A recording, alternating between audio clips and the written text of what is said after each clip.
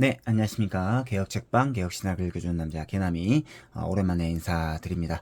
자, 오늘은 질문하는 성도 대답하는 신학자 읽기를 이렇게 하기 위해서 영상을 찍게 되었습니다. 우리는 계속해서 성경이 궁금해요.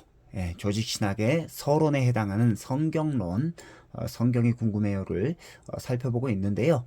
자, 오늘 이 시간에는 네 번째와 다섯 번째 챕터를 함께 읽도록 하겠습니다. 네 번째는 구약은 뭐고 신약은 뭡니까? 라는 질문의 답이고요. 그 다음에 다섯 번째 챕터는 성경이 왜 필요하냐라는 것에 관한 질문과 답입니다. 자, 먼저 네 번째 챕터 구약은 뭐고 신약은 뭔가요?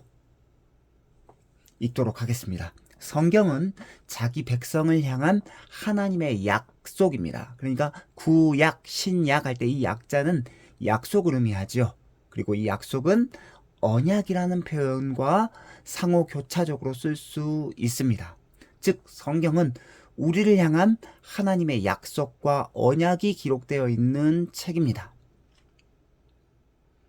그렇다면 하나님은 이 성경을 통해서 우리에게 무슨 약속을 하시는 것일까요? 그 약속은 바로 주 예수 그리스도에 대한 약속입니다. 예수 그리스도가 구원자로서 이 땅에 오셔서 죄인들을 구원할 것이다 라고 하는 복된 소식, 바로 이것이 복음이죠.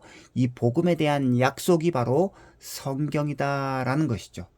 예수 그리스도가 오실 것이라는 약속은 이미 이 세상이 창조된 이후로, 이스라엘 역사가 시작된 이후로 지속적으로 전해졌습니다. 많은 선지자들이 예수 그리스도가 메시아의 신분으로 장차 오실 것이다라고 증거했고요. 그 증거들은 성경 도처에 가득 차 있습니다. 특별히 예수 그리스도께서 오시기 전에 기록된 하나님의 약속들을 구약, 올드 테스트먼트라고 하죠. 구약이라고 부릅니다. 문자적으로는 옛 약속이라는 뜻입니다. 이 구약은 총 39권으로 구성되어 있는데 목록을 이렇게 쭉 창세기부터 말라기까지 39권의 목록을 제시해주고 있습니다. 이것은 종교개혁자들의 전통과도 같습니다. 구약 성경을 39권 정경으로 확정한 이 프로테스탄트 개신교와는 달리 가톨릭은 성경을 39권이 아니라 추가된 것, 추가된 외경과 함께해서 이렇게 성경의 목록에 넣었기 때문에 종교개혁자들은 가톨릭과 구분하여서 39권, 창세기부터 말라기까지의 39권을 구약 성경으로 이렇게 하나님의 말씀으로 봤다라는 것이죠. 그리고 이러한 구약 성경은 히브리어로 기록되어 있고 크게 율법서, 역사서, 시가서, 선지서 등으로 구분할 수 있습니다. 그리고 신약은요, 구약부터 줄기차게 애언된 예수 그리스도께서 이 땅에 오신 이후로 기록된 하나님의 언약의 말씀입니다. 신약은 그리스어, 헬라어로 기록되어 있는데 총 27권으로 구성되어 있고 총 목록은 다음과 같습니다. 마태복음부터 요한계시록까지.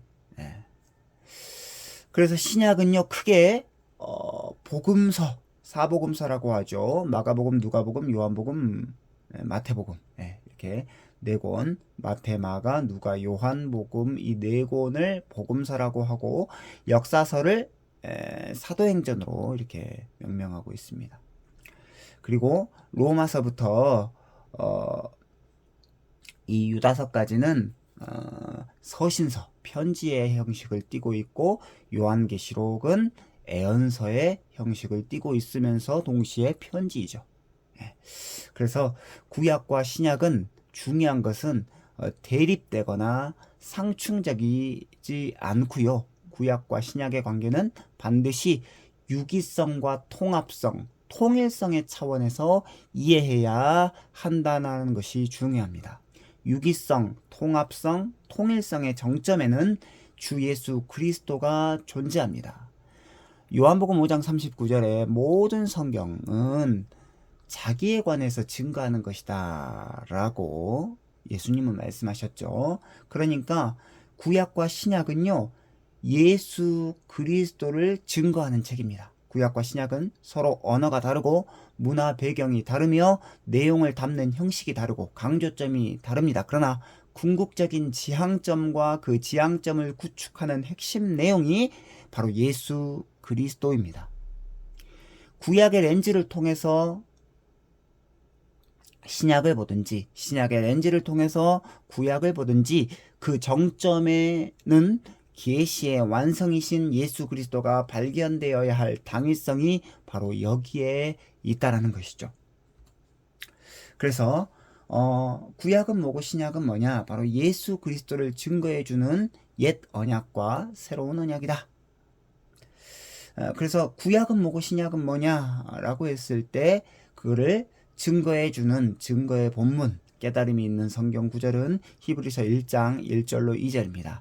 옛적에 선지자들을 통하여 여러 부분과 여러 모양으로 우리 조상들에게 말씀하신 하나님이 이 모든 날 마지막에는 아들을 통하여 우리에게 말씀하셨으니 이 아들을 만유의 상속자로 세우시고 또 그로 말미암아 모든 세계를 지으셨느니라. 옛적에 구약의 여러 선지자들이 여러 부분과 여러 모양으로 우리 조상들에게 말씀하셨던 그 정점은 뭐냐? 바로 예수 그리스도이시다. 그리고 그 마지막 날 그 예수 그리스도 아들을 통하여 우리에게 말씀하신 그 성취된 말씀이 뭐냐? 바로 신약이다라는 거죠. 그래서 이 구약과 신약이 바로 예수 그리스도를 증거해주는 하나님의 말씀이다라는 것을 우리는 기억해야 합니다. 자, 그래서 적용이 있는 묵상으로 한번 가보도록 하겠습니다. 우리는 구약만을 강조하거나 반대로 신약만을 강조해서는 안 됩니다. 구약은 신약으로 증거되어야 하며 신약은 구약으로 증거되어야 합니다. 이를 성경의 자증성이라고 합니다. 신구약 서로 간의 증거 본문을 충실하게 제시한 관주 성경은 이런 측면에서 신자들의 통일성 있는 성경일기에 매우 유용합니다. 구약이든 신약이든 똑같이 강조되어야 하고 구약과 신약의 그런 방식은 다르지만 강조점이 같다. 바로 그 강조되는 분이 누구시냐? 예수 그리스도이시다라는 이 측면에서 구약과 신약은 함께 가야 한다라는 것이죠. 자, 이제 다섯 번째입니다. 다섯 번째 챕터. 성경은 왜 필요한가요? 자, 한때 유행했던 질문이 있습니다. 무인도에 갇혔을 때 꼭 필요한 아이템 세 가지는 무엇인가요? 대부분의 사람들이 칼, 라이터, 구급 의약품을 선택했다고 합니다. 그러니까 질문지에 무인도에 갇혔을 때 꼭 필요한 아이템 세 가지는 무엇이 있냐? 세 가지를 골라라 했을 때 칼, 라이터, 구급약품 이 세 가지를 선택했대요. 질문지에는 이 외에도 다양한 물건들이 있었는데 왜 사람들은 칼과 라이터 그리고 의약품을 선택했을까요? 그것은 이러한 아이템들이 생명을 보존하는 데 가장 필요한 물품이라고 판단했기 때문입니다. 이를 통해서 드러나는 한 가지 진리는 사람들은 본능적으로 자신의 목숨을 보존하는 데에 가장 큰 관심이 있다라는 것입니다. 성경이 필요한 이유도 이와 마찬가지입니다. 성경은 영생의 삶을 누릴 수 있는 방법을 명료하고 선명하게 가르쳐주고 있는 하나님의 말씀입니다. 성경은 영생의 삶을 누리기 위해서는 반드시 복음이 필요하다라고 말씀하고 있습니다. 자, 요한복음 14장 6절 예수께서 이르시되 내가 곧 길이요 진리요 생명이니 나로 말미암지 않고는 아버지께로 올 자가 없느니라 라고 말씀하고 있지요. 자, 앞에서 살펴보았듯이 예수 그리스도가 신구약 성경 전체의 핵심 내용입니다. 그것이 바로 복음이죠. 예수 그리스도를 통하지 않고는 즉 복음의 말씀이 기록되어 있는 이 성경 말씀을 통하지 않고서는 그 누구도 하나님 아버지께 갈 자가 없다라고 성경은 기록하고 있습니다. 그러므로 영생의 삶을 약속의 유업으로 받기 위해서는 성경에 게시된 예수 그리스도의 복음이 우리에게 반드시 필요합니다. 자, 영생의 삶을 소유하는 것뿐만 아니라 신자가 어떤 삶을 살아야 하는지에 대한 하나님의 뜻을 발견하기 위해서도 성경은 필수적입니다. 그러니까 영생의 삶을 소유하기 위해서 성경이 필요하지만 이와 더불어서 우리가 세상에서 어떤 삶을 살아야 하는지에 대해서 알기 위해서 그 뜻을 발견하기 위해서 성경은 필수적이다라고 말씀하고 있어요. 예수 그리스도께서는 구약을 인용하시면서 다음과 같이 이렇게 말씀하셨습니다. 마태복음 4장 4절입니다. 기록되었을 때 사람이 떡으로만 살 것이 아니요 하나님의 입으로부터 나오는 모든 말씀으로 살 것이라 하였느니라. 신자들은 육적인 떡으로만 살 수 없습니다. 반드시 영적인 떡인 하나님의 말씀을 주기적으로 반복적으로 건전한 방식으로 공급받아야 살 수 있다는 것입니다. 영적인 영양실조에 걸리지 않고 풍성하고 기름진 것으로 영적인 체력을 튼튼히 기를 필요가 있는데요. 이를 위해서 성경 말씀은 취사 선택이 아니고 필요 충분 요건이다 라고 박재은 교수님은 책에서 기록하고 있습니다. 자, 그러면 성경이 왜 필요하냐라고 하는 이 5번째 챕터에 깨달음이 있는 성경 구절, 성경 말씀으로 확인해 보십시다. 로마서 10장 17절. 그러므로 믿음은 들음에서 나며 들음은 그리스도의 말씀으로 말미암았느니라. 우리가 믿음을 얻기 위해서 성경이 반드시 필요하다라는 것이죠. 그 말씀을, 성경 말씀을 들음에서 믿음이 나기 때문에 성경 말씀이 필요하다라는 것이죠. 두 번째, 시편 1편 1절로 2절입니다. 복 있는 사람은 악인들의 꾀를 따르지 아니하며 죄인들의 길에 서지 아니하며 오만한 자들의 자리에 앉지 아니하고 오직 여호와의 율법을 즐거워하며 그의 율법을 주야로 묵상하는도다. 이것이 바로 복 있는 사람의 모습이다라는 거죠. 성경이 필요한 이유는 뭐냐?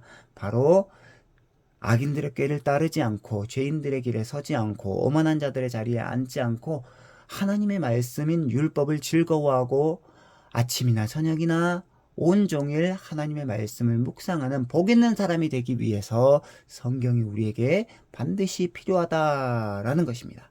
사랑하는 구독자 여러분, 그래서 오늘 우리는 두 가지 성경, 특별히 구약 성경과 신약 성경이 뭐냐? 라는 이 말씀을 살펴보았습니다. 구약 성경과 신약 성경은 하나님의 말씀으로서 바로 그 구약과 신약의 내용이 예수 그리스도, 바로 그분이 우리의 복음이시다 라는 것을 우리가 살펴보았습니다. 그리고 성경이 왜 필요하냐? 바로 영생의 삶을 누릴 수 있는 방법을 명료하고 선명하게 가르쳐주고 있는 성경 말씀이 바로 하나님의 말씀이 바로 성경이기 때문이죠. 그리고 예수 그리스도가 신구약 성경 전체의 핵심 내용일 뿐만 아니라 영생의 삶을 소유하는 것과 더불어서 우리가 어떤 삶을 살아야 하는지에 대한 하나님의 뜻을 발견하기 위해서 성경은 반드시 필요하다라는 것이죠. 신자들에게 육적인 떡이 필요한 것처럼 반드시 영적인 말씀인 하나님의 말씀을 주기적으로 반복적으로 건전한 방식으로 공급받아야 우리는 영적인 삶을, 영생의 삶을 누릴 수 있다라는 것입니다.